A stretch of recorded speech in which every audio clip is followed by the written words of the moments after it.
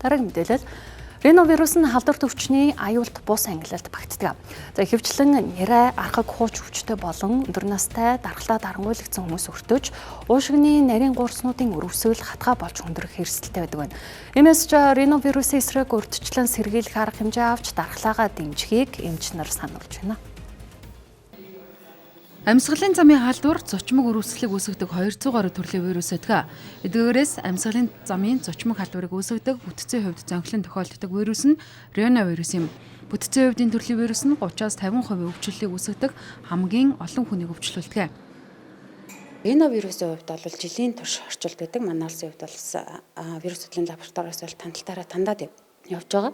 Ихэвчлэн хавар намрын уйлралд бол хүмүүсийн дунд өвчлөл үүсгдэг. 5 хүртэлх насны хүүхдүүдийн яг томооц өвчний бол 50 орчим хувийг яг риновирус үзүүлдэг.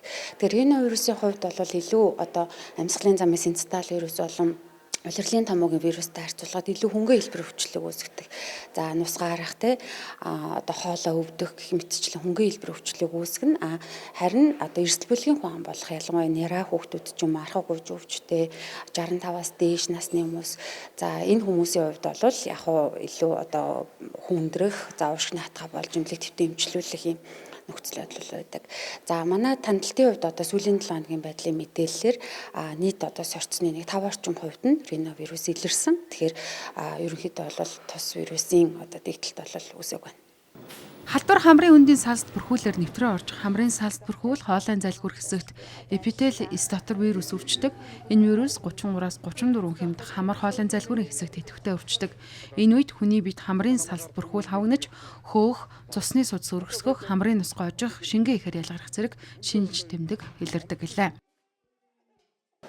Хавгад хичээл сургал аварсан болохоор хайг байна. Тэгвэл ойлгохоор житгэн 80 найраас өтгөрүүлсэн шүслээ гэж байгаа. Гэрний хөнөгчлөлтөд алдар хамгаалал сайн хийгээд гол нь бас тесрэг сургууль орохоор ариун цэвэр алдар хамгаалаад маск заасах гэдэг юм ээ.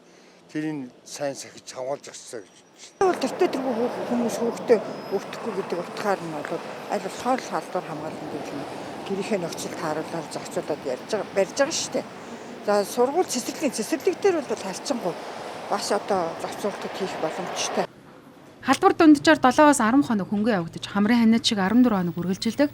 Иймээс амны хаалт зүүх цагаагаартай тохируулан дулаан хувцлах, хөнгөн явцтай өвчлөлийн үед хамрын дулаалга хэрэглэх, давс содны уусамлаар ам хамраа зайлах хэрэгтэй. Риновирус халдвар үед эмнэлэгт хэвтэх шаардлагагүй байдаг. Харин энэ үедээ шимт жилтэй хоол идэх, гэрийн дэглэм сахих, шингэн их уух зэрэг ханиад томог үед авдаг арга хэмжээнүүдийг авч болно гэлээ.